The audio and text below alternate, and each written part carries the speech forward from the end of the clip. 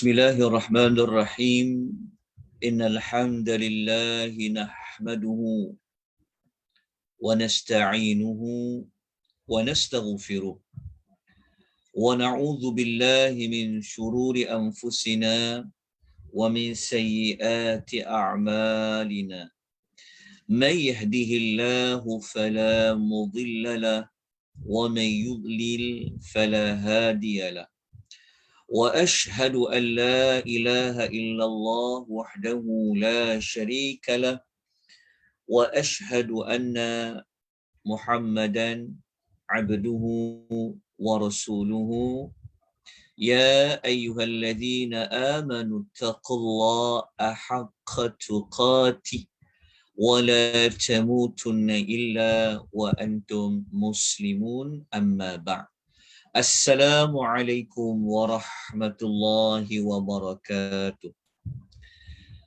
Muslimin dan muslimat rahimani wa rahimakumullah, tuan-tuan dan puan-puan yang Allah kasihi, yang Allah rahmati sekalian. Alhamdulillah, pada malam ini sekali lagi kita dipertemukan oleh Allah Subhanahu wa taala. Allah memberi keizinan kepada kita untuk kita menyambung pembelajaran kita tentang nama dan tema bagi setiap surah yang berada di dalam Al-Quranul Karim. Malam ni, tuan-tuan dan puan-puan, kita akan membicarakan tentang nama dan tema surah At-Tin. Kemudian kita akan membincangkan tentang nama dan tema bagi surah Al-Alaq. Nota seperti yang kebiasaan sebelum ini merupakan kali pertama saya membentangkan tajuk nama surah yang tidak dapat bersama dengan nota yang saya paparkan. Saya mohon ampun dan maaf kepada tuan-tuan dan puan kerana saya belum sempat untuk mengemaskini nota yang sedia ada. InsyaAllah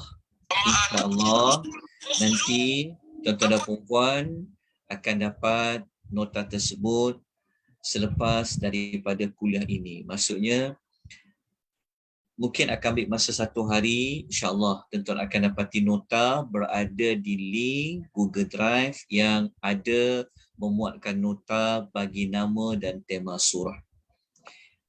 Sesiapa yang ada Al-Quran, dia boleh buka Quran terjemahan, dia boleh buka dalam Quran tanpa terjemahan, boleh buka surah At-Tin, muka surat 597. Muka surat 597 surah At-Tin, yang mana kita sudah pun sampai kepada surah yang ke-95. Kita dah masuk kepada penghujung kepada surah-surah di dalam Al-Quran. Kita masuk kepada surah yang ke-95 pada malam ini adalah surah At-Tin. Seperti biasa, untuk memahami tujuan surah, untuk memahami apakah nasihat, apakah mesej, apakah yang Allah Ta'ala nak sampaikan dalam surah At-Tin, maka selalu dianjurkan supaya melihat terlebih dahulu apakah kategori bagi surah At-Tin. Ataupun dalam erti kata lain, kita melihat bilakah diturunkan surah At-Tin. Turunnya surah-surah dalam Al-Quran hanya 2. Sama ada sebelum hijrah ataupun selepas hijrah. Jadi surah At-Tin merupakan surah yang turunnya sebelum berhijrah. Maksudnya surah ini turun sebelum Nabi SAW berhijrah ke Madinatul Munawwarah. Jika surah yang turun sebelum hijrah, pasti surah tersebut akan membincangkan tentang ketuhanan, akan membincangkan tentang kekuasaan Allah, akan membincangkan tentang peribadahan kepada Allah. Apabila dia surah yang turun sebelum hijrah, dia pasti ada berkaitan dengan kerasulan. Akan cerita tentang wahyu yang diturunkan, ada kaitan tentang manusia yang memberi reaksi kepada wahyu tersebut. Begitu juga kalau surah ia adalah surah yang turun sebelum hijrah, dia akan berkaitan dengan alam akhirat. Dia akan berkaitan dengan kiamat. Ketiga-tiga topik tersebut kita akan temui apabila kita membaca surah yang turun sebelum hijrah. Jadi dalam surah At-Tin pada malam ini, pada penghujung ataupun setelah kita selesai mempelajari 8 ayat. 8 ayat tu bukanlah bermakna pengisian kita nak tadabbur ayat pertama sampai ayat yang ke-8. Tetapi kita hanya fokus 2 perkara sahaja, iaitu pada membincangkan nama surah itu dan juga pada tema. 8 ayat surah At-Tin ini, tuan-tuan akan dapat jawapan tentang ciri-ciri ayat-ayat yang turun sebelum hijrah. Okay, kita terus membincangkan tentang nama bagi surah At-Tin. Okay. Kalau kita rujuk dalam Quran terjemahan, apa makna At-Tin? Apa makna At-Tin? Semua orang tahu apabila sebut tentang At-Tin, ia merujuk kepada buah At-Tin. Sejenis buah namanya adalah At-Tin. Dalam ayat yang keberapa ada disebutkan kalimah At-Tin? Soalan ni pasti tuan boleh jawab adalah pada ayat yang pertama dalam surah At-Tin. Allah Subhanahu wa taala berfirman, A'udzu billahi minasyaitonir rajim wa bismillahirrahmanirrahim wat-tini waz-zaitun. Akan jumpa perkataan At-Tin dalam ayat yang pertama yang Allah gunakan, Allah sebut nama At-Tin itu dalam sumpah. Bermakna Allah telah bersumpah dengan buah At-Tin pada ayat yang pertama. Dalam masa yang sama Allah juga bersumpah dengan buah yang satu lagi, iaitu buah zaitun. Jadi kita dah tahu tentang nama At-Tin. Kenapa surah itu nama Tin? Kenapa tentang buah Tin? Di mana sumber ayatnya kita dah jumpa pada ayat yang pertama. Okay. Cuma kita akan membincangkan lagi tentang kenapa Allah tak pilih buah zaitun. Maksudnya, kenapa Allah tidak memilih surah itu dengan nama surah Az-Zaitun? Sedangkan buah zaitun juga disebutkan pada ayat yang pertama. Kenapa Allah memilih kenapa dijadikan nama surah itu surah At-Tin? Kenapa tak diberi nama Az-Zaitun? Surah Az-Zaitun. Kalau kita nak cari alat justifikasi, perlu letak nama surah Az-Zaitun pun kuat juga kerana ia berada pada ayat yang pertama. Allah juga jadikan ia sebagai apa? Allah jadikan ia sebagai sumpah. Sama seperti surah At-Tin. Jadi mengapa sebenarnya Allah bersumpah dengan nama buah At-Tin dengan zaitun, tetapi Allah memilih untuk dipilih nama surah itu adalah At-Tin, bukan Az-Zaitun. InsyaAllah persoalan ini nanti kita akan rungkaikan sebentar lagi. Tapi sebelum itu, tuan-tuan dan puan yang Allah rahmati, lagi Allah kasihi sekalian, surah At-Tin ni, kalau kita lihat pada nama, maksudnya kalau kita lihat pada nama lain, nama lain bagi surah At-Tin ada para ulama secara ijtihadi. Mereka ijtihadi itu mereka membuat kajian, mereka buat analisis. Surah At-Tin ini ada juga dinamakan ia dengan nama surah Wat-Tini Waz-Zaitun. Nama ni dia diberikan oleh sahabat. Ada di kalangan para sahabat seperti Al-Barra bin Azib radhiyallahu anhu mengatakan, dia sebut tentang surah itu surah Wat-Tini Waz-Zaitun.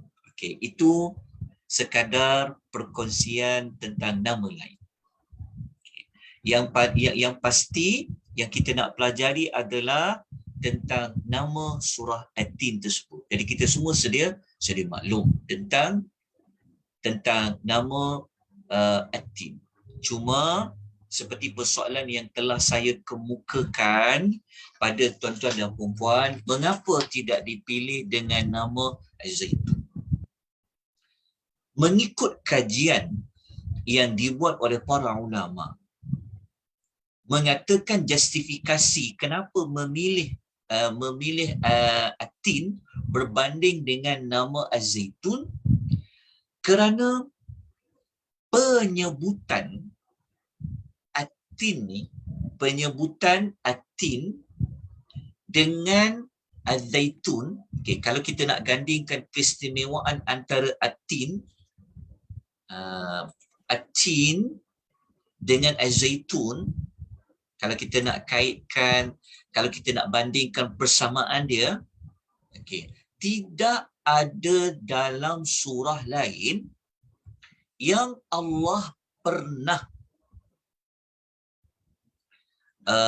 berfirman dengan Allah bersumpah dengan buah tin, dengan buah zaitun pada surah lain. Tak ada. Daripada 114 surah, hanya dalam surah At-Tin saja Allah menggunakan buah tin dan buah zaitun sebagai sumpah. Tapi dalam surah lain tidak ada. Namun begitu, Az-Zaitun dia ada perbezaan sedikit dengan At-Tin. Maksudnya sekarang kita nak cari jawapan kenapa tak dipilih nama Az-Zaitun tetapi dipilih dengan buah At-Tin, dijadikan sebagai nama surah. Okey. Keistimewaan At-Tin berbeza dengan kalimah Az-Zaitun adalah dari sudut perkataan At-Tin hanya sekali saja Allah menyebutkan tentang kalimah At-Tin dalam surah At-Tin. Maksudnya, faham tak? Maksudnya apa perbezaan kalimah At-Tin dengan zaitun? Sebab kita nak sedang bincang sekarang, kenapa nak letak nama At-Tin? Kenapa nak letak surah tu dengan nama surah buah zaitun? Kenapa tak pilih buah kenapa namanya buah At-Tin? Kenapa tak sebut dengan nama buah zaitun? Kerana At-Tin, penyebutan At-Tin hanya disebutkan dalam surah At-Tin. Tetapi kalau buah zaitun tidak hanya disebutkan dalam surah At-Tin, ada disebutkan juga oleh Allah dalam surah-surah yang lain. Itu perbezaan. Contohnya, mengapa dipilih spesial sangat At-Tin ni sehingga dijadikan nama surah? Kerana penyebutan At-Tin tidak ada mana-mana surah yang lain, melainkan dalam surah ini saja. Sebab tu dia dipilih untuk dijadikan nama surah. Alasan yang kedua, perkataan zaitun diulang oleh Allah pada surah-surah yang lain. Ada empat kali disebutkan nama Az-Zaitun pada surah yang lain. Contohnya dalam suratul Al-An'am ayat 99, Allah disebut tentang Az-Zaitun. Dalam surah yang sama Al-An'am ayat 141 ada jumpa perkataan zaitun. Dalam suratul Nahli pada ayat nombor 11 ada disebutkan kalimah zaitun. Begitu juga dengan suratul Nur ayat 35 Allah menyebut tentang zaitun. Dan ada dalam surah lain pula tetapi tak sebut kalimah zaitun, tetapi isyarat, clue kepada zaitun itu Allah menyebut dalam suratul Mu'minun pada ayat nombor 20. Berdasarkan dapatan ini, maka didahulukan untuk menyebut At-Tin itu sebagai nama surah, tidak dipilih dengan nama Az-Zaitun. Kerana Az-Zaitun itu ada disebutkan pada surah-surah yang lain. Jelas, tuan-tuan dan puan-puan? Okey.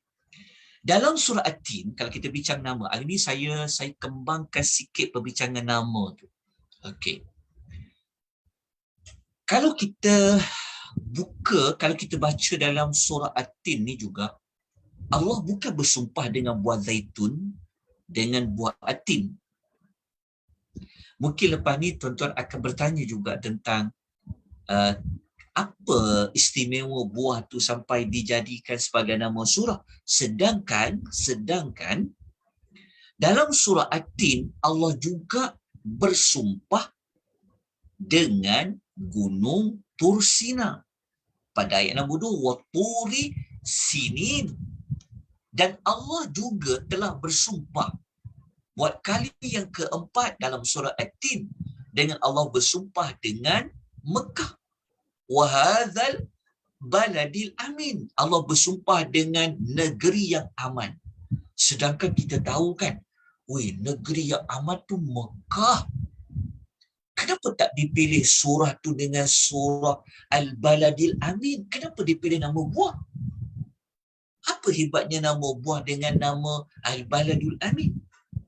Jawapan dia, kata para ulama, sekalipun istimewanya Al-Baladul Amin, Allah jadikan ia sebagai sumpah, tetapi dah ada surah lain yang Allah menggunakan nama kota Mekah.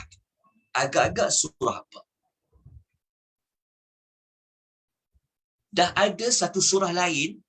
Saya mute tuan-tuan. Dah ada surah lain yang Allah gunakan nama kota Mekah tu sebagai nama surah. Surah apa? Al-Balad. Al-Balad.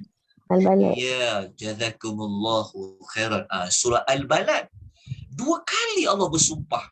Dua kali Allah sebut nama Al-Balad, surah Balad kan? Kita dah belajar. La uqsimu bihadzal balad wa anta hilum bihadzal balad.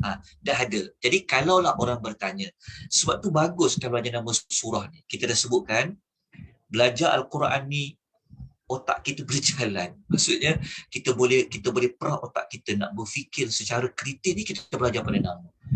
Kalau orang tanya kenapa tak dipilih nama kota Mekah tu sebagai nama surah ni, gantilah. Daripada letak nama buah, letaklah nama Al-Baladul Amin. Jawapan dia, kata para ulama, kerana sebelum ni dah ada dah surah tentang Al-Balad. Okay. Kalau ada pihak bertanya pula, kenapa surah tu tak dinamakan dengan nama surah Gunung Tursina?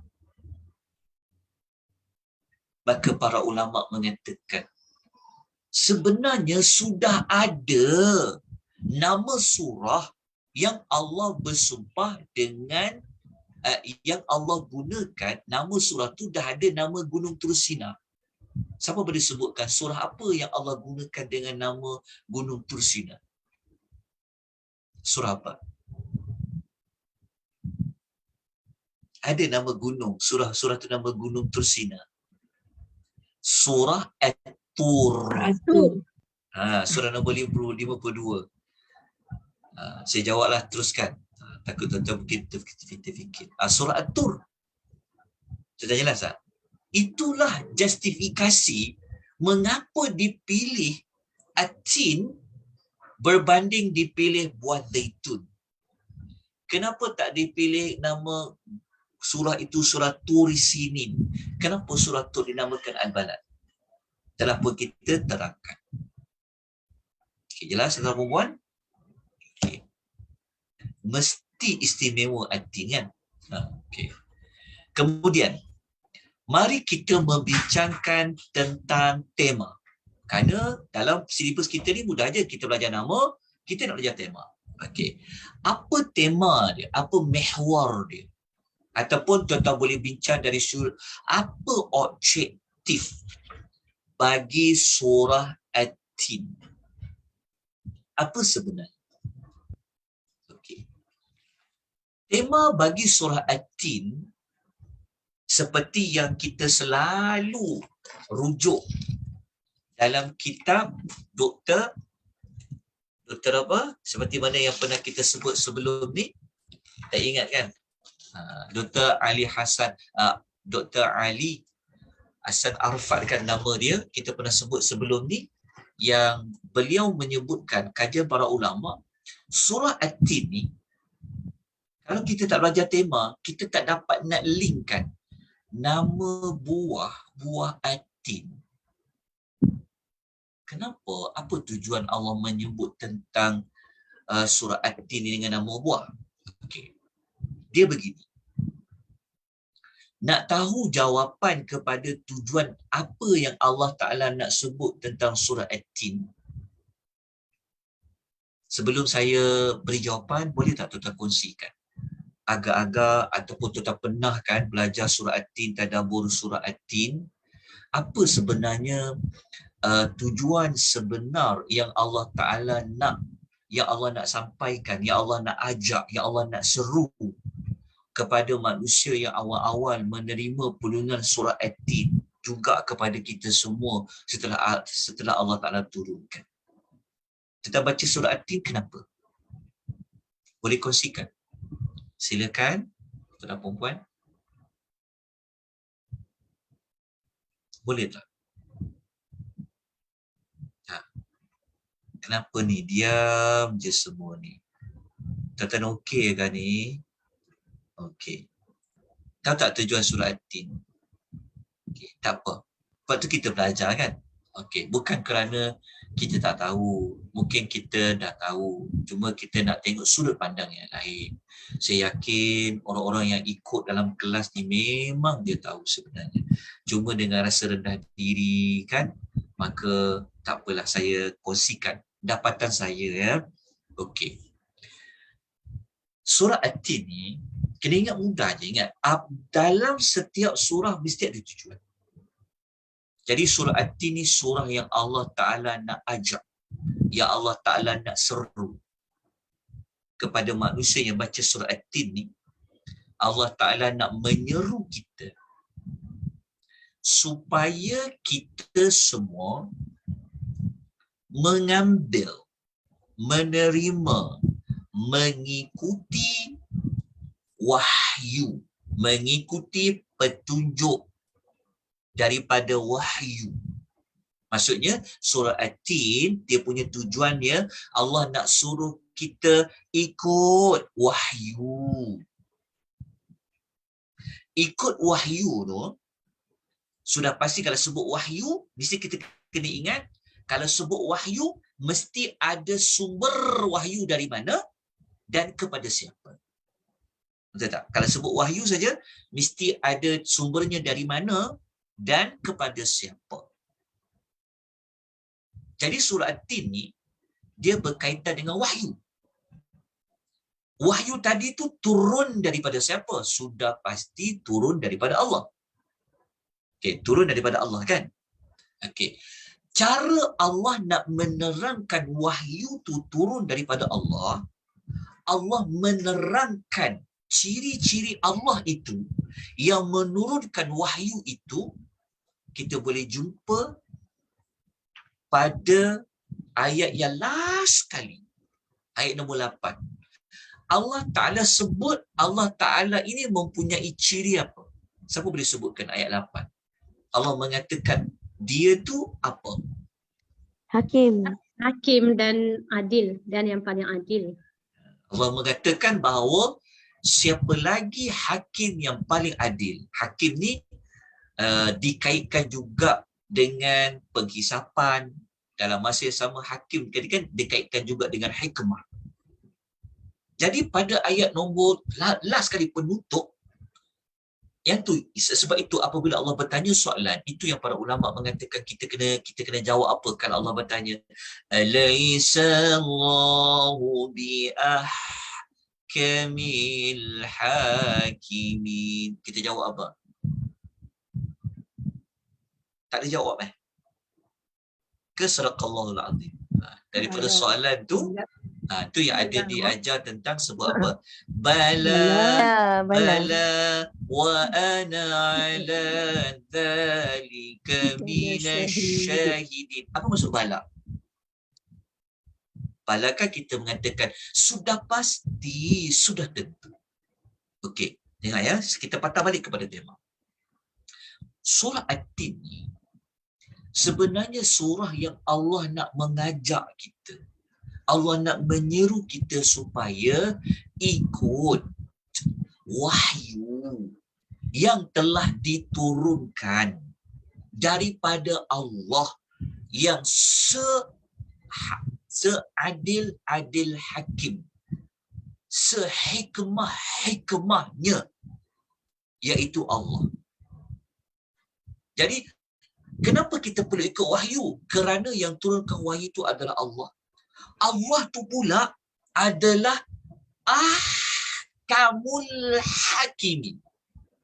Okey, jelas kan? Lepas tu kalau ditanya pula, kenapa kita perlu ikut wahyu tu? Okey, kita dah bagi jawapan pertama, kerana dia turun dari Allah yang ahkamul hakimin.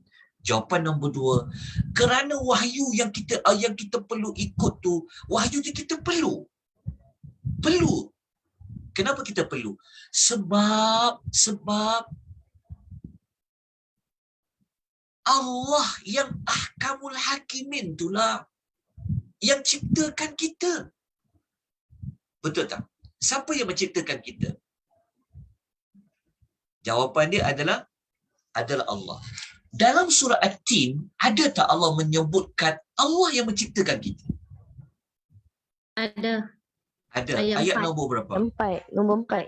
Ayat nombor 4. Cara Allah Ta'ala nak mengatakan manusia tu diciptakan oleh Allah dalam bentuk yang macam mana? Penegasan. Ahsani taqwim, sebaik-baik ciptaan. Ahsan taqwim, sebaik-baik. Cara Allah Ta'ala nak terangkan kepada manusia bahawa Allah gunakan 2 penegasan kan? Sebenarnya bukan 2. Allah guna 4. Ada 6. Sebenarnya ada 6. 6 tu macam mana? Okay, saya sebut begini. Pertama Allah Ta'ala kata macam ni. Demi buah tin, kami telah ciptakan manusia itu sebaik-baik bentuk. Allah menegas kali kedua. Demi buah zaitun, kami telah ciptakan manusia itu dalam bentuk yang sebaik-baik. Allah tegaskan kali ketiga. Demi gunung Tur Sina, kami telah ciptakan manusia itu dalam bentuk yang sebaik-baik. Allah tegaskan kali keempat. Demi kota yang aman, kami telah ciptakan manusia ini fi ahsani taqwim. Allah tegas buat kali yang kelima. La. Lepas tu Allah tegas kali yang keenam. Qad. Sebenarnya ada 6 penegasan. Tengok. Punyalah Allah nak kata kami telah menciptakan manusia fi ahsani taqwim. Allah gunakan ada 6 penegasan. 6 tu 4 daripadanya adalah sumpah.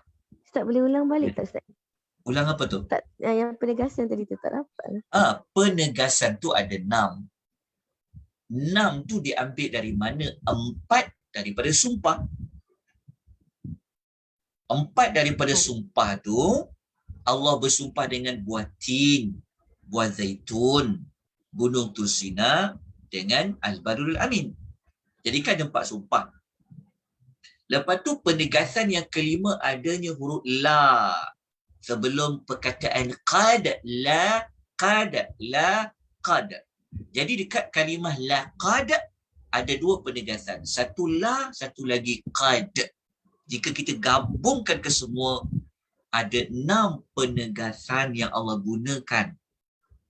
4 sumpah, 2 la dengan qad. Nak mengatakan bahawa, nak bagi tahu, nak bagi kita celik, nak bagi kita ingat, nak bagi kita sedar bahawasanya kita ni fi ahsanut taqwim. Allah kata dia yang menciptakan fi ahsanut taqwim. Jadi Allah yang ciptakan kita fi ahsanut taqwim, Allah itu jugalah yang telah mengatakan dia ahkamul hakimin. Allah juga menerangkan dia itu jugalah yang telah menurunkan wahyu. Kalau orang tanya, mana bukti dalam ayat surah Tin kata Allah turunkan wahyu? Jadi kita nak jawab. Surah Tin Allah ada sebut tentang turun wahyu tak? Allah cerita tempat tinggal para nabi tu. Surah Terangkan lagi Kak, terangkan lagi. Gunung Sinai itu Nabi Musa. Okey. Tin dan Zaitun tu Nabi Isa atau Nabi Nuh. Lepas tu Mekah tu Nabi Muhammad. Mekah tu Nabi Muhammad. Okey. Jazakumullah khair. Okey. Pentafsiran para ulama, kalau ayat nombor 2 dan 3 memang terang-terang jelas menunjukkan Allah bersumpah dengan gunung Tur Sina. Dan jadi dalam Al-Quran, kalau Allah sebut gunung Tur Sina, gunung Tur, memang kisah Nabi Musa. Tak ada Nabi lain. Okey, maknanya kisah Nabi Musa. Apabila Allah bersumpah dengan wahadzal baladil amin, kota Mekah, merujuk kota Mekah ni dia terkenal dengan apa? Dia terkenal dengan penurunan wahyu di kota Mekah. Kalau orang kata, macam mana kita boleh kata kota Mekah ni dikaitkan dengan penurunan wahyu? Okey, para ulama mengatakan gunung Tursina tu kan tempat Nabi Musa dapat wahyu. 2 kali Nabi Musa naik gunung Tursina. Jadi, kalau ayat nombor 2 cerita tentang gunung Tursina yang dikaitkan tempat Nabi Musa menerima wahyu, maka ayat nombor 3 berkaitkan dengan tempat Nabi Muhammad SAW menerima wahyu. Jadi kalau ayat kedua tentang tempat lokasi diutuskan Nabi, dapat wahyu Nabi Musa, ayat nombor 3 dapat wahyu Nabi Muhammad SAW, maka ayat 1 para ulama mengatakan Allah bersumpah dengan buah tin dan buah zaitun, sebenarnya Allah nak memberikan fokus kepada tempat di mana kedua-dua buah tersebut banyak boleh didapati. Kenapa ayat watin wa zaitun tu kita fokus pada tempat buah itu berada? Kerana ayat 2 tentang tempat, ayat 3 tentang tempat. Maka ulama mengelingkan ayat 2 tentang tempat, ayat 3 tentang tempat, maka ayat 1 juga tentang tempat. Tempat apa? Tempat buah tin dan buah zaitun itu banyak dapati di mana? Adalah di bumi Syam. Di bumi Syam. Okey, bumi Syam bumi apa? Bumi Syam. Lebanon, Syria, Palestin. Satu lagi Jordan kan? Baitul Muqaddis Ustaz. Okey, Palestina. Okey. Daripada negeri-negeri yang negara-negara yang membentuk bumi Syam, yang paling mulia apa? Tentulah Palestin, betul tak? Kan kita belajar di surah Mi'raj kan? Betul tak? Kan Allah bawa Nabi daripada Masjidil Aqsa, daripada Masjidil Haram ke Masjidil Aqsa. Lepas tu kan Allah menyebutkan Allah berkati haulahu. Jadi bumi Syam ni adalah bumi yang Allah berkati dia. Maka yang paling diberkati ada pada bumi Baitul Maqdis, bumi Palestin. Jadi dekat Palestin itu merupakan tempat banyaknya buah tin dan juga buah zaitun. Termasuklah pada bumi Syam yang lain. Jadi apabila kalau ayat 2 tentang kaitkan dengan Nabi Musa, maka pada ayat 3 dikaitkan dengan Nabi Muhammad, maka ayat 1 kisah Nabi apa? Maka ayat yang pertama, pendapat terpilih dikaitkan dengan Nabi Isa alaihi salatu wassalam. Di situ. Jadi surah At-Tin adalah surah yang Allah Ta'ala nak memberi tumpuan kepada tempat diutuskan para Nabi. Apabila kita sebut Nabi Rasul, dia mesti tentang wahyu. Kita jangan nampak pada batang tubuh para Nabi itu saja, tapi kena tengok Nabi itu dapat apa? Dia dapat wahyu. Jadi apabila kita faham, maka kesimpulannya, tema bagi surah At-Tin ni adalah temanya, tujuannya nak ajak kita semua supaya ikutlah wahyu-wahyu yang telah Allah turunkan kepada para Nabi. Yang wahyu itu sesuai sangat untuk manusia kerana Allah lah yang menciptakan manusia fi ahsani taqwim. Dan Allah itu mengetahui selok-belok. Allah tu maha mengetahui syariatnya macam mana kesesuaiannya, kerana Allah menegaskan dia itu adalah ahkamul hakim. Itulah bagi tema surah At-Tin. Moga-moga boleh faham, insya-Allah. Okay. Jadi kita teruskan dengan surah Al-Alaq. Ada persoalan, ada pertanyaan sebelum saya pergi kepada surah Al-Alaq? Ustaz, Ya. dulu kan Ustaz ada buat pasal Al-Tin kan, tadabbur. Dia Baik. punya apa? Dia punya tema lain sumber kemuliaan manusia. Oh, iyalah. Saya ada bagi banyak tema juga kat situ. Dia ada kaitan. Maksudnya manusia ni dia menjadi mulia. Kenapa kita kata manusia menjadi mulia? Mulianya manusia ni tak akan jadi mulia kalau dia ikut wahyu. Kalau dia tak ikut wahyu, dia abaikan wahyu itu, dia akan menjadi asfala safilin. Itu kaitan.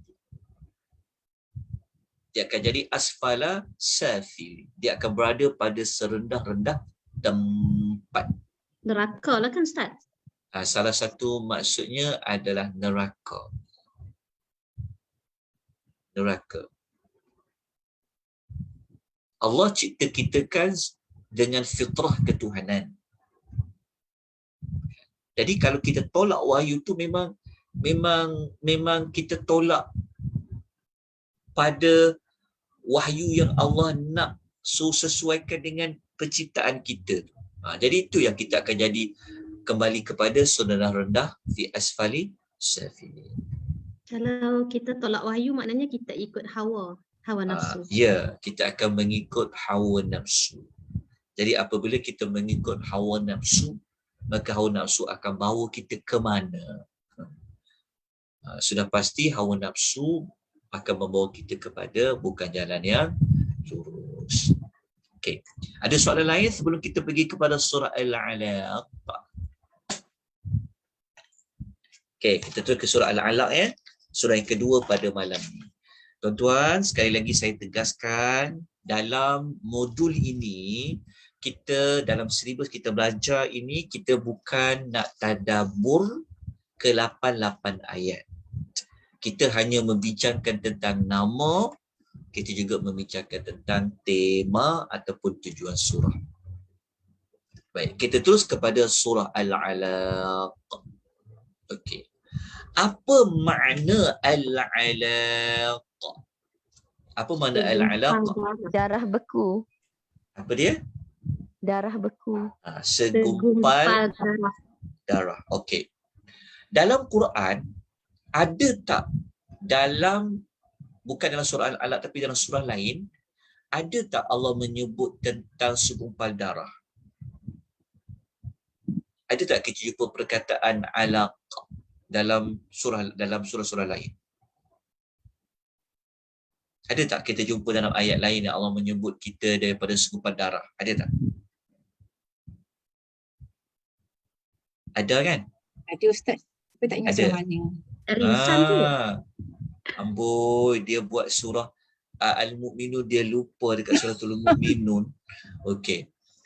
Dalam Quran ada tempat lain Allah duk sebut tentang segumpal darah. Allah ceritakan kita daripada tanah, daripada air mani, segumpal darah tu kan.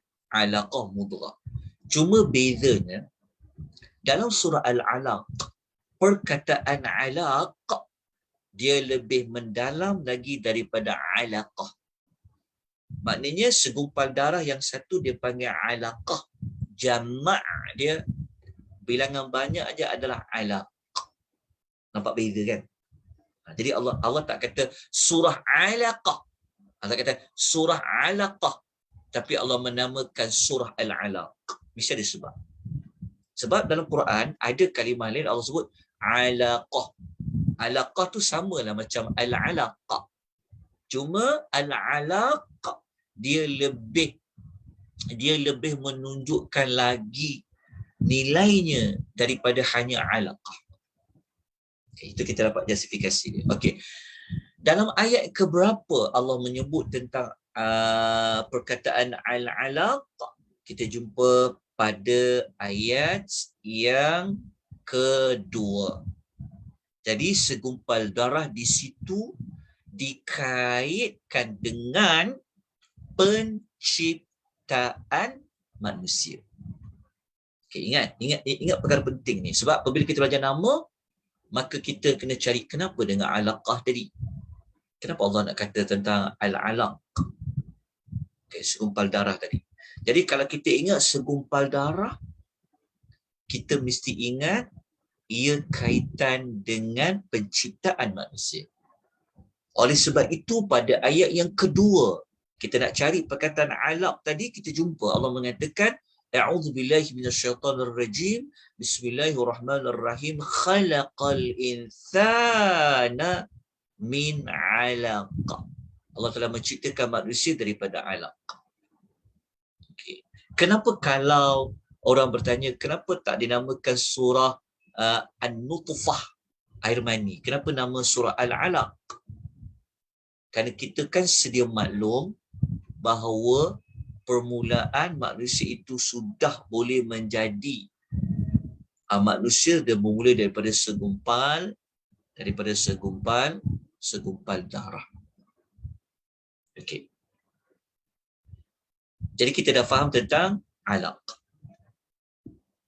Itu segumpal darah yang merupakan permulaan kepada Allah nak menciptakan manusia untuk menjadi insan.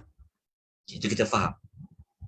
Tentang apa? Tentang alaqah.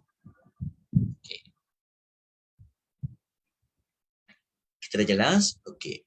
Dia di sebalik nama tu dia ada benda besar tau. Dia ada benda besar yang Allah Ta'ala nak sampaikan pada tujuan surah. Kenapa Allah sebut macam tu? Kenapa dengan kejadian manusia? Okay. Saya nak tanya tuan-tuan. Allah menyebutkan kita daripada segumpal darah. Dan kita pun sedia tahu dalam hidup kita ni yang pentingnya adalah darah. Betul? Itu saya tak nak ulang lah dari sudut sains tu, saya maklum. nak tahu penyakit kecil manis, nak tahu penyakit kena COVID apa kadang. Semua orang tengok darah. Pernah tak kita fikir, betul kan? Tentang darah, orang memerlukan darah. Sebenarnya di sebalik darah tu, al-alaqah, sebenarnya kita mengakui tak? Kita sedar ataupun tidak yang rupa-rupanya kita ni sebelum jadinya alaqah, kita tidak wujud. Setuju? Ya. Kan? Kita kena ambil, sebab kita nak fikir tentang kenapa segumpal darah ni, kita faham. Segumpal darah tadi dikaitkan dengan penciptaan manusia. Okey, penciptaan manusia. Kita tahu dah kepentingan darah ni sebagainya. Okey, maknanya kalau kita dicipta oleh Allah, maknanya sebelum ni kita tiada, kemudian baru Allah cipta. Betul. Kita dah nampak dah dia punya isyarat-isyarat dia. Apa tujuan surah Al-Alaq ni? Maknanya daripada alaqah tadi memberikan kita gambaran awal, Allah nak bagi tahu pada kita bahawa tanpa Allah tak jadilah kita. So nak jadikan kita, ia bermula daripada fasa alaqah. Kerana kalau air mani ni dia belum tentu jadi. Tapi kalau dah masuk alaqah tu, dia dah mula jadi. Bermakna Allah nak mengkaitkan tentang penciptaan manusia yang sebelum ni tiada. Okay. Kemudian kita terus kepada tema. Baru kita masuk pada tema. Tapi daripada nama tu dia dah bagi kita sedikit gambaran. Apa sebenarnya yang Allah Ta'ala nak sampaikan. Allah Ta'ala nak kita buat apa ni? Setelah kita baca surah Al-Alaq yang berjumlah 19 ayat. Okay. Kata para ulama, setelah menggabungkan ke-19 ayat tadi, mereka buat kajian, mereka kata surah Al-Alaq ni adalah temanya ataupun tujuan surahnya, Allah Ta'ala nak mengajak kita semua. Dia temanya tentang apa? Tentang beriman. Mentauhidkan Allah Subhanahu wa Ta'ala. Itu tema. Temanya tentang tauhid kepada Allah. Samalah, boleh kita tukar dengan nama tujuan. Ya. Kenapa kita perlu mentauhidkan Allah? Kenapa kita perlu beriman hanya kepada Allah? Sebab Allah yang ciptakan kita. Okey. Jawapan pertama adalah pada nikmat penciptaan manusia. Tak ada yang boleh ciptakan manusia yang mewujudkan kita di alam ni melainkan Allah. Itu nikmat yang sangat besar. Okey, dia panggil nikmat al-ijadu.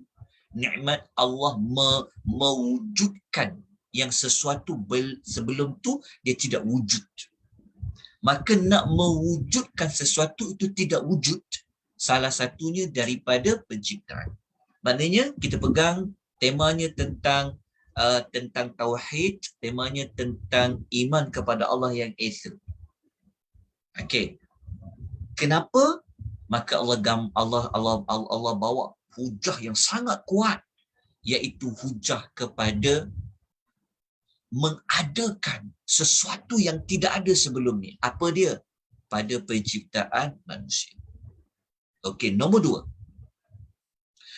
dua, hujah yang sangat kuat untuk membawa manusia kepada menyembah Allah. Siapa boleh sebutkan? Nikmat ilmu. Nikmat apa? Ilmu. Nikmat ilmu. Nikmat at-ta'lim dia panggil. Nikmat ilmu pengetahuan. Benar. Jazakallah khair. Ya betul jawapan dia. Pada nikmat ilmu. Macam mana kita nak tahu dia nikmat ilmu? Dalam Ayat 4 Allah empat. beritahu. Ha. Pada ayat pertama pun dah jumpa dah. Allah kata apa? Bacalah. Betul tak? Iqra. Bacalah. Lepas tu kita jumpa 2 kali. Iqra. Bacalah. Lepas tu kita jumpa pada ayat keempat disebut tentang nikmat Allah memberi tunjuk ajar kepada kita pada perkataan allama. Kita dapat nikmat tunjuk ajar dari Allah. Ilmu lah. Allah yang mengajar kita sebenarnya. Ingat ya, guru kita yang paling utama adalah Allah.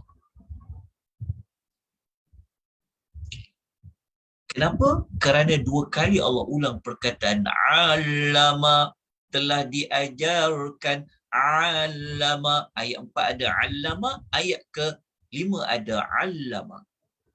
Lepas tu Allah menyebutkan cara nak bagi ilmu dekat kita. Pertama Allah Ta'ala kata bil qalam, dengan pena, ayat nombor 4. Kemudian macam mana nak ajar manusia ni supaya dia dapat ilmu? Allah mengatakan secara umum, malam ya'lam. Setuju tak kita bahawasanya, mengaku tak kita bahawasanya sebelum ni kita pernah tidak tahu? Mengaku tak? Mengaku Ustaz. Ya, kita sebenarnya tidak tahu. Jadi ada 2 nikmat yang besar yang berkaitan dengan kita ni pernah berada pada posisi tidak wujud, tidak ada. Tidak ada dari sudut batang tubuh manusia tu, kita pernah tidak ada, Allah ciptakan. Dan kita pernah berada posisi tidak ada ilmu. Maka Allah mengadakan ilmu tu kepada kita melalui cara allama bil qalam, allama al insana ma lam ya'lam. Kenapa kita kata dia nikmat yang besar? Kita kena hargai Allah tak 2 nikmat. Kalau tak ada ilmu ni, apa beza kita dengan haiwan ternakan? Ada beza tak? Kenapa hantar anak pergi sekolah? Kenapa ditekankan pada membaca dan sebagainya? Ada sebab kan? Okey. 2 nikmat yang sangat besar yang Allah bagi kepada kita. Kita patut ke kita berterima kasih kepada Allah? Perlu. Sangat patut.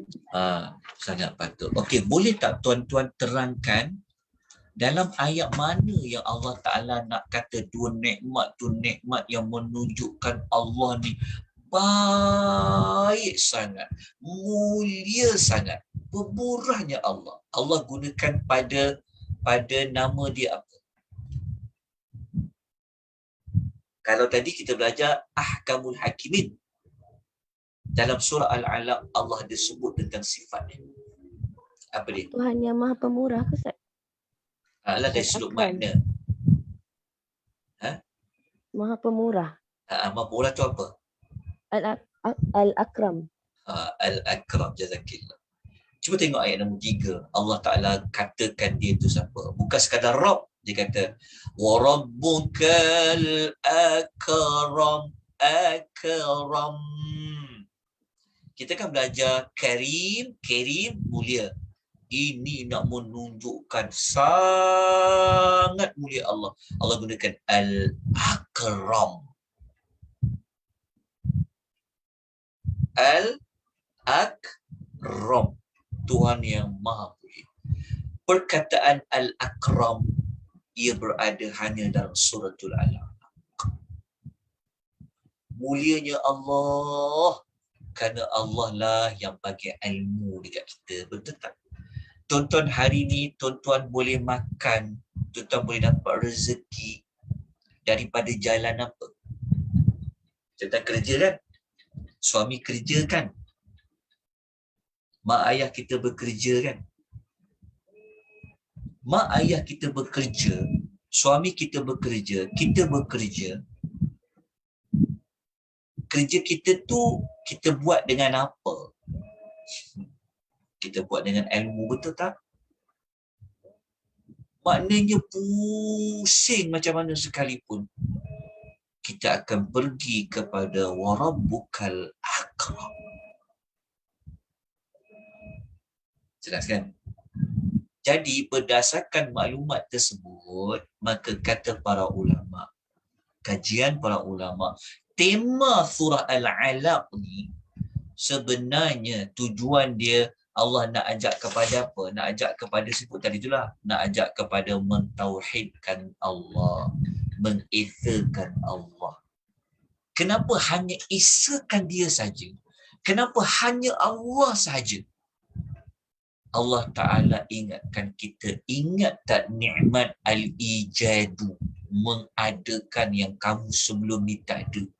Lepas tu pada nikmat at-ta'limu, pada nikmat Allah Ta'ala itulah yang memberikan tunjuk ajar kepada kita. Dalam masa yang sama, kenapa kita mengisahkan Allah Subhanahu wa Ta'ala? Kerana Allah Ta'ala itu adalah pencipta bagi segala sesuatu. Maka kalau kita sebut pencipta, mesti ada kuasa untuk mencipta. Maka kalau kita baca ayat nombor 1 dah, Allah bagi tahu dah maklumat yang Allah ni pencipta bagi segala sesuatu. Kenapa kita kata pencipta bagi segala sesuatu? Kerana ayat pertama tu Allah tidak menyebutkan apa yang dia telah cipta. Cuma Allah Ta'ala stop ayat dia dengan Allah kata Iqra' bismi rabbikal ladzi khalaq. Allah tak letakkan apa selepas khalaqa. Allah mengatakan bacalah dengan nama Rabb kamu yang telah menciptakan. Lepas tu dia stop. Maksudnya Allah tidak menyebut menciptakan apa. Allah cuma memberitahu dialah Tuhan yang telah menciptakan. Maknanya umum semuanya Allah Ta'ala cipta. Jelas.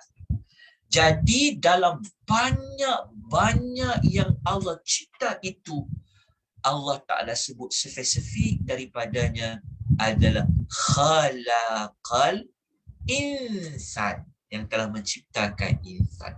Kenapa Allah tak menyebut dia telah menciptakan malaikat, dia telah menciptakan langit, dia telah menciptakan bumi, dia telah menciptakan alam ini? Tapi kenapa dia sebut insan? Secara khusus nak menunjukkan mulianya insan ini. Mulianya insan ini dengan apa? Kita tanya jiran sebelah kita yang tadi kan, dengan ilmu. Betul, dalam surah Al-Alaq dengan ilmu. Lepas tu kalau kita ambil ada surah sebelum dia, Wahyu. Ya, dengan wahyu. Nampak tak? Jadi apa perkaitan, ni kita nak belajar surah sebelah-sebelah pula. Kalau kita belajar surah sebelah-sebelah dia, belajar surah dengan surah selepas dia, macam mana, apa perkaitan wahyu dengan ilmu? Maknanya wahyu itu adalah sumber kepada ilmu. Okey. Dan saya tutup pengisahan pada malam ni. Kalau kita dah ada wahyu, kita dapat ilmu daripada wahyu. Sebab kita tak boleh kenal Allah.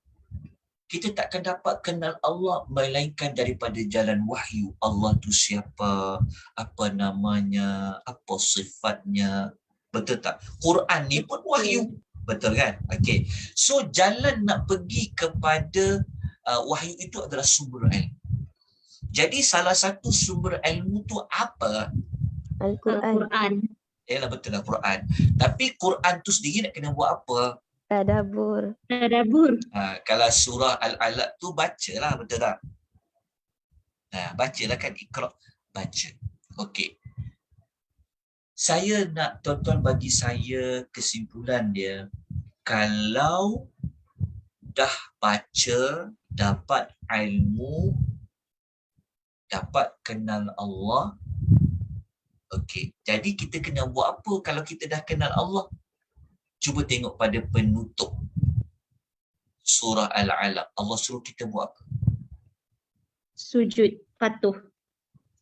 Kan Sembah Allah Allah. kata, ya, kalla la tuti'hu wasjud waqtarib. Tengok penutup dia sebenarnya Allah nak memberitahu apa outcome kalau kamu dah baca Quran, kamu dah ada ilmu, maka last kali ayat terakhir surah Al-Alaq Allah mengatakan kamu tunduklah pada Allah, kamu taatlah pada Allah, kamu sujud kepada Allah, kamu dekatkan diri kepada Allah. Nampak tak dia punya last kali yang Allah Ta'ala nak sebut pada surah Al-Alaq.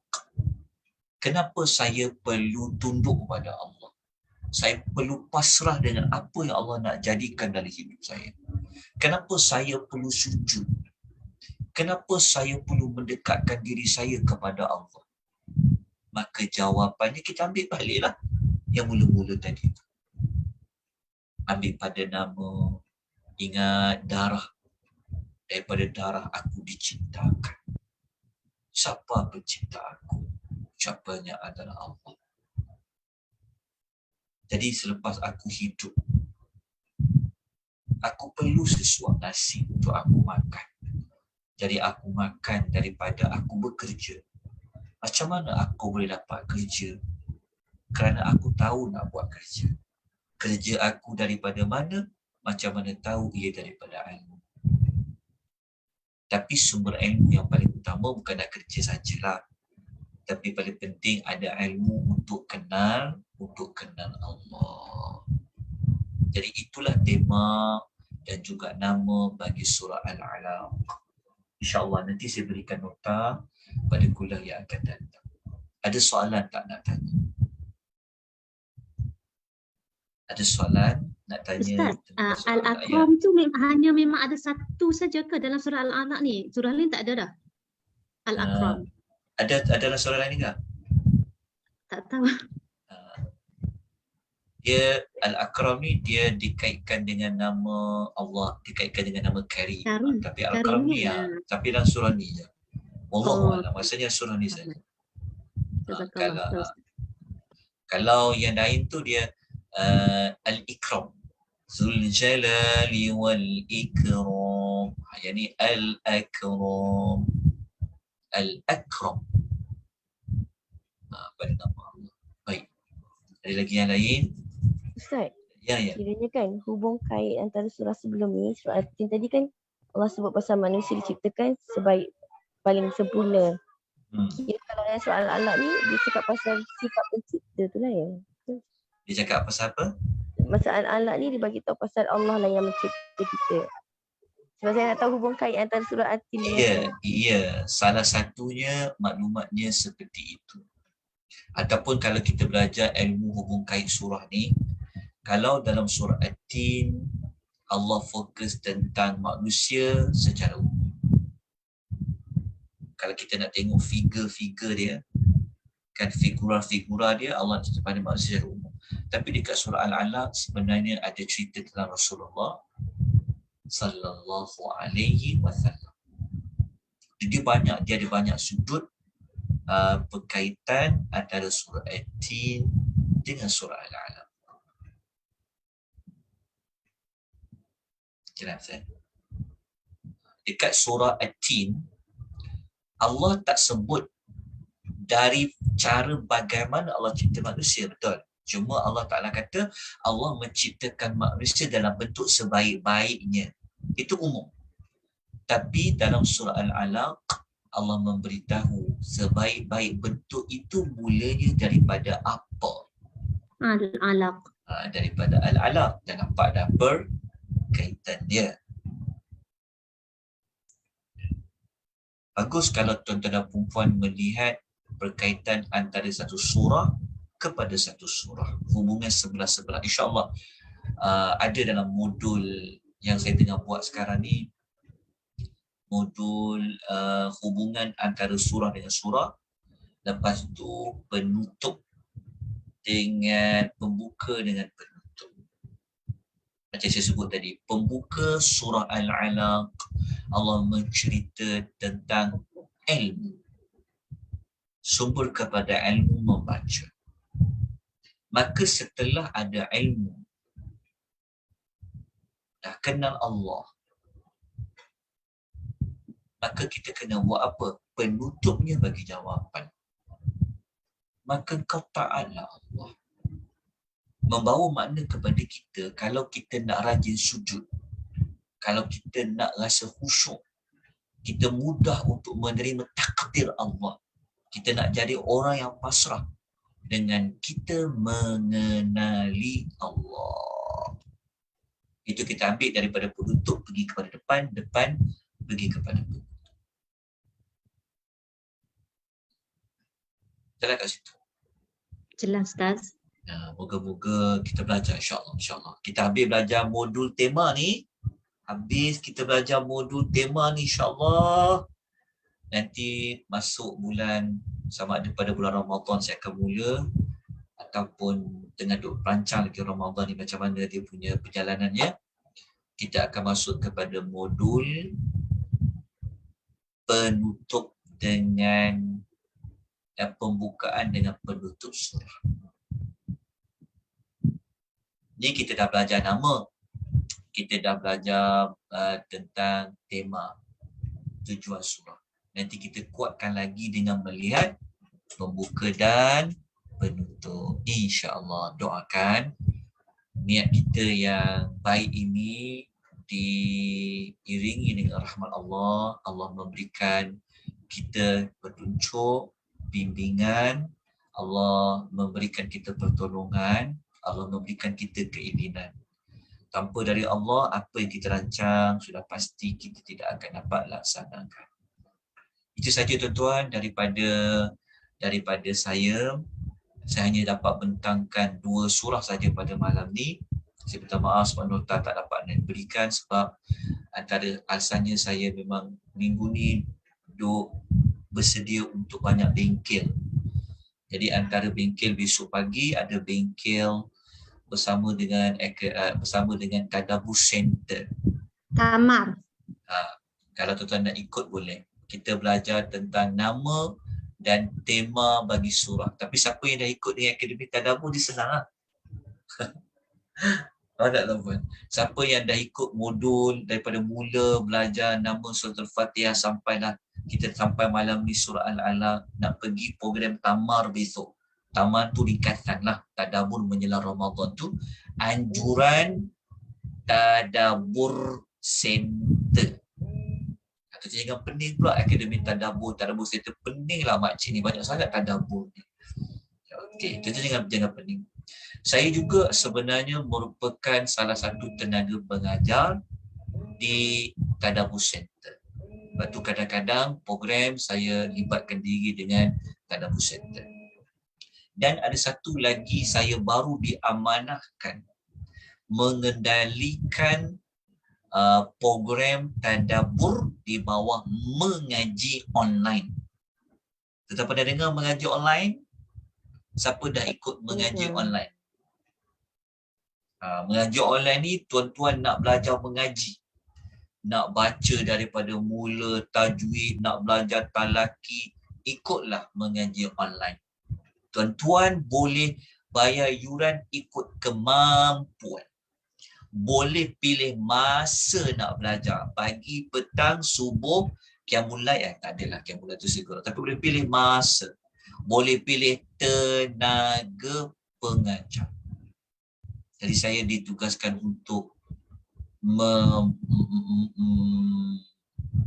untuk mengendalikan untuk program tadabbur di mengajikonline.com. Jadi tugasan yang banyak. Jadi minta maaf ya, pada malam ni tak dapat nak prepare nota. InsyaAllah nanti saya beri. Ustaz, Ya, silakan. dekat mengaji online tu apa beza dengan yang tadabbur Ustaz buat yang 22 surah ni? Maksudnya kalau nak join tu apa beza? Okey, kalau di mengajikonline.com ada banyak perbezaan lah. Kalau di mengajikonline.com memang kita susun dia ada journey dia. Kita panggil dia journey. Dia ada laluan dia. Dia tuan-tuan kita buat lagi banyak modul lah.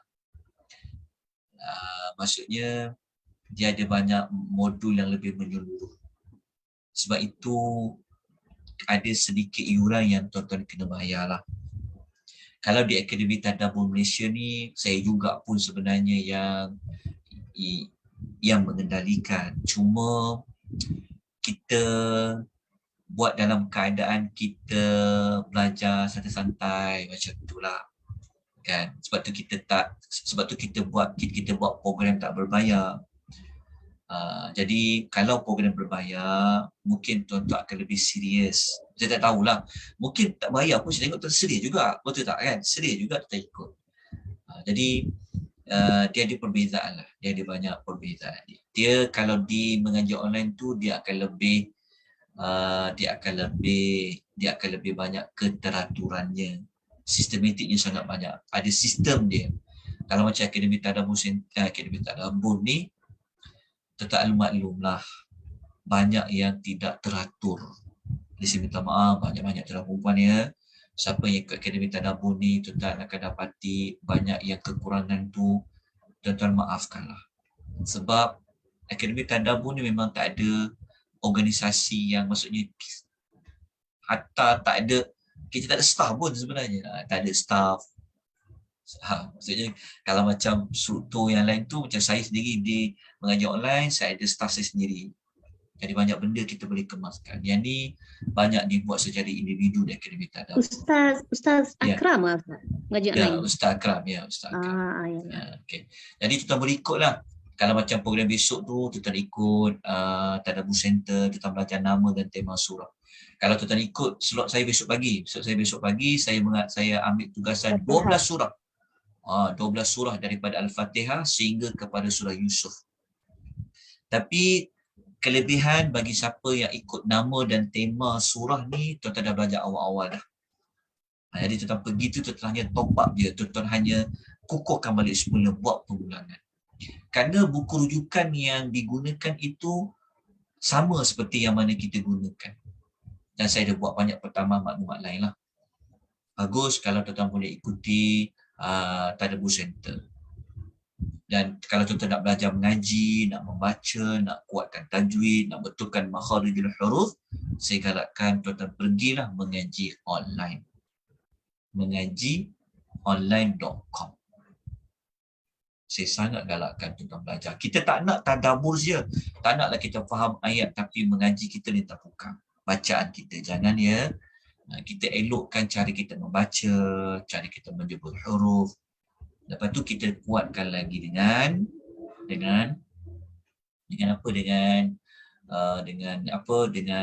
tadabbur. Jadi kalau tuan-tuan dan perempuan berminat, kalau tuan-tuan ada kelapangan, boleh bantu saya di Akademi Tadabbur Malaysia, saya sangat mengalu-alukan. Saya cerita terang pada perempuan ya, sebab memang saya perlu ceritakan pada perempuan bahawasanya memang tak ada admin pun. Kalau ada tu pun hanya bantu-bantu sekali-sekala saja. Jadi yang menguruskan semua tu adalah saya sebenarnya. Jadi kalau tuan-tuan dan perempuan ada nak hulurkan bantuan dari sudut tenaga, saya sangat alu-alukan. Tuan-tuan boleh PM saya sangat galakkan. Kalau tuan-tuan boleh bantu saya dari sudut penjadualan, struktur modul dan sebagainya, saya sangat galakkan. Sebab Akademi Tadabbur Malaysia ni kita percuma. Saya nak buktikan bahawasanya pengajian secara percuma ini sebenarnya perlu untuk diteruskan. Kita juga sebenarnya kalau kita nak ikut kelas tadabbur lain ya, kita ada Ahsanul Amalah. Saya lupa nak sebut, maafkan saya Kak Syida. Okey, kalau kita nak ikut kelas tadabbur lain, kita ada juga grup daripada Ahsanul Amalah. Okey, kita boleh ikuti kelas-kelas ini. Ahsanul Amalah, Tadabbur Center, mengaji online tu kalau nak fokus terlebih dahulu pada bacaan. Untuk surat tadabbur saya tengah rangkakan. Contoh antara modul untuk faham Quran dekat mengaji online, tuan-tuan boleh ikuti modul 360 kaedah nak faham Quran. Nanti saya sedang buatkan jadualnya. Siapa yang dia nak mengajar Quran, dia nak mengajar tadabbur, kan, kita nak sampaikan, so ikut modul 360 kaedah untuk faham Quran. InsyaAllah nanti saya akan terangkan. Dia ada banyak modul-modul lain. Kita ada modul 6,236 ayat. Iaitu memang belajar daripada ayat pertama Al-Fatihah sampai kepada surah An-Nas. InsyaAllah. Lepas tu kita ada modul yang sedang saya rangka sekarang adalah jejak 25 Rasul. Walaupun kita ikuti dalam banyak kelas-kelas kisah pasal para Rasul, mungkin akan ada perbezaan yang kita akan dapati pada kelas yang dianjurkan oleh mengaji alan.com. InsyaAllah, sama-samalah. Dia ala kulil hal, kita gunalah masa kita untuk kita mengenali Allah melalui Al-Quran. Okey, gunalah tenaga kita, gunalah wang ringgit kita untuk kita dekatkan diri kita kepada Allah dengan kita memahami Al-Quranul Karim. Yang paling penting juga ingat, niat kita semata-mata kerana Allah. Kita nak cari redha Allah, kita nak cari rahmat Allah Subhanahu Wa Taala. Ikhlaskan niat kita semata-mata kerana Allah. Baik, kita pun dah sampai 10.35, waktu kita sudah pun lanjut. Jadi saya mohon maaf atas kelemahan kekurangan pada malam ini.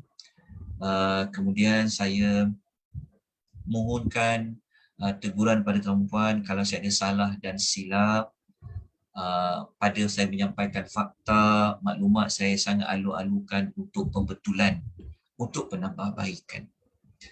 Doakan saya agar Allah sentiasa melapangkan dada, Allah sentiasa memberikan saya kesihatan, Allah sentiasa melapangkan urusan, kerana saya memang visi hidup adalah untuk berkhidmat kepada Al-Quranul Karim, berkhidmat kepada kalamullah. Jadi kalau tuan-tuan rasa nak bersama dengan saya ataupun bersama rakan-rakan lain, sangat dialu-alukan untuk kita menghidupkan, membumikan Al-Quranul Karim di bumi Malaysia ini khususnya. Tetap boleh PM saya, tetap boleh telefon saya dan sebagainya untuk kita sama-sama menggunakan tenaga Allah bagi, masa Allah bagi ini untuk membumikan Al-Quranul Karim. Dan saya sangat mengucapkan ribuan terima kasih, jazakumullahu khairah, kepada semua penyumbang yang memberikan sumbangan bagi memastikan kelas-kelas anjuran akademik tadabbur dapat berjalan dengan baik. Jadi saya sudahi dengan doa barakallahu fikum, semoga Allah memberikan keberkatan kepada kalian semua. Saya juga mengucapkan jazakumullahu khairah, semoga Allah memberikan ganjaran yang baik, yang banyak kepada tuan-tuan perempuan. Hayakumullah. Aqulu qawli hadha wa astaghfirullahal azim. Wabillahi taufiq wal hidayah. Wassalamualaikum warahmatullahi wabarakatuh. Waalaikumsalam. Assalamualaikum warahmatullahi wabarakatuh. Jazakallah.